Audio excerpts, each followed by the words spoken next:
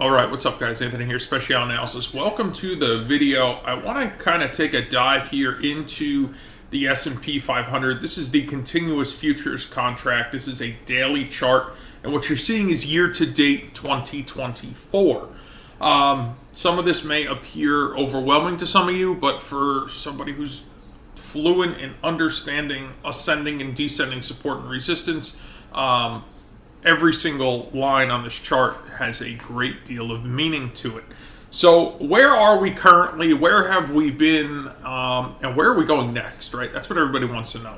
And genuine analysis is two-sided, right? If we break here, we likely go there. If we fall below here, we likely fall to here.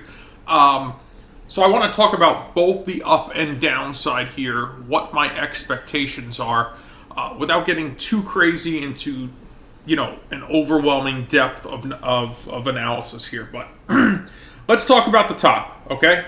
So right here we place a high on descending buying volume. We retest it again on descending buying volume. It shows that there is just no more interest here for price to go higher, okay? We have just not been able to, rectify a reason to close above that line, right? Like it just seems to be the buyers have no interest, okay? 53.25 quarter. I might be off by a little bit there, but so the high here, I'm sorry, was 53.33.50, but either way, it's close enough. You get the picture, right? So we make a high on descending buying volume. We make another run at the high on descending buying volume. Clear sign, buyers are not interested in trying to take the price higher, okay? You have a very informal double top here. If you're not familiar with what that looks like, I'll kind of just illustrate it by using this big old fat line here, right? So there's your double top, right? We failed to break this high on the retest. This is what would be considered the neckline, if you would, of the double top. And you can see we closed below it. We've banged against it a few times. And since then, price has failed to go through it. In fact, now we're falling back. Okay, so we make it, again, short-term double top, failure to go higher on descending buying volume. New selling volume starts to come into the market here. We start testing this longer channel structure here. You can see we failed to close above it, rallied off of it, finally settled below it, and fell just a little short of retesting it. So essentially, we made a high. We made a lower high at the neckline. You can see we couldn't violate it. We impulsed, and we've now corrected, okay? And we're really just kind of hovering here. Price is really tight, okay? Understanding that large cap stocks have just released earnings, okay? And those earnings are what's causing this prop up, right? So let's just call it what it is, right? The market is heavily weighted into just a handful of stocks. The indices are extraordinarily weighted into those stocks.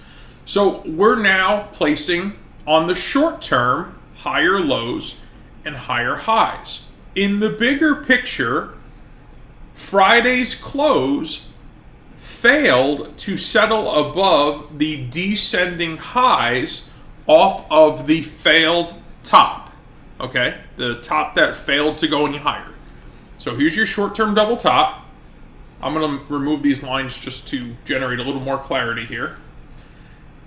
Here's your ultimate high that failed to settle above the prior high. Here's your lower highs, right? We talked about placing, here's our top highs, our lower series of highs. We take a pretty aggressive pullback, and now we've just kind of pulled right back into this area. So just by drawing a very simplistic trend line, that's all this is, okay? This is not, high tech. This is just a trend line. Connecting the high, you have one touch, two touch. Friday produced touch number 3 or 4, okay? This was a little short of it, but 1, 2, 3, you could call it touch number 4, or violation number 3, let's put it that way. And now this is Sunday evening. Current time is 6:18 p.m. Eastern Standard Time. And you can see we did just kind of barely open slightly above where we closed. But we do have newly appointed resistance slightly overhead. So I'm going to call that 5190 roughly, ascending with each passing day. So if we do take a little push higher, it would be critical to settle above 5190 on a daily basis, preferably by 1% or more, in order to see a retest of the prior highs, as that would be kind of where we put ourselves here. There might be a little bit of resistance here at 52.65, 66. But this prior channel structure did serve good meaning. So if we closed above here, 51.90, we could see ourselves push probably into retesting this channel structure, which would ultimately put us back at those prior highs that I was talking about before, right? So somewhere in that neighborhood. So that's food for thought to the upside. Now let's talk about food for thought to the downside. Let's just say, for sake that this trend line, which created this channel structure, has genuine meaning of descending resistance. Okay, let's say that plays into this.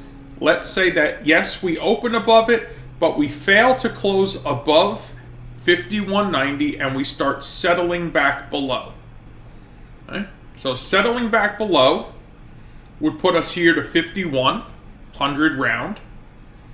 We'll encounter some more support at 50.51.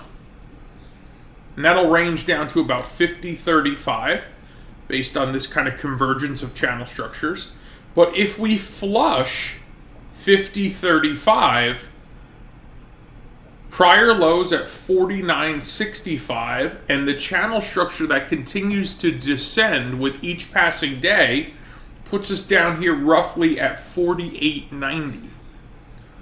So our upside is above this channel line. Our downside is fairly tight until we flush this area right here. I said, call it roughly 50 quarter. We break 50 quarter.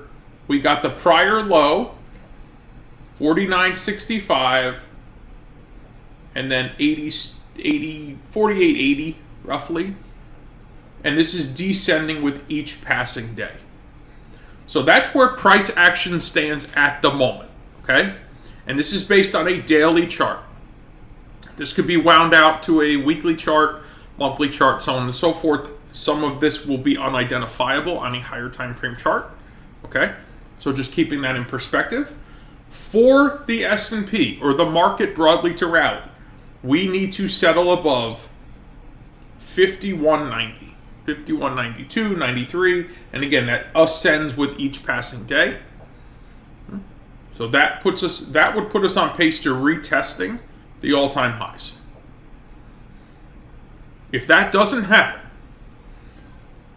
and we settle, and this is descending as well, but for tomorrow, if we settled below, like I said, 50.30-ish, 50 quarter, like I said, this kind of drops off with each passing day. But for tomorrow, I would call this 50.30, roughly 50.33. If we were to settle below this, which don't necessarily know that we'll cut through all this, that's what will put us on pace to placing a lower low.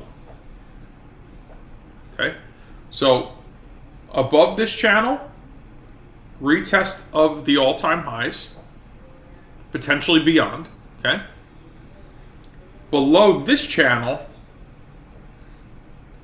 retest of the prior low, but a great signal that we will place a newly appointed lower low.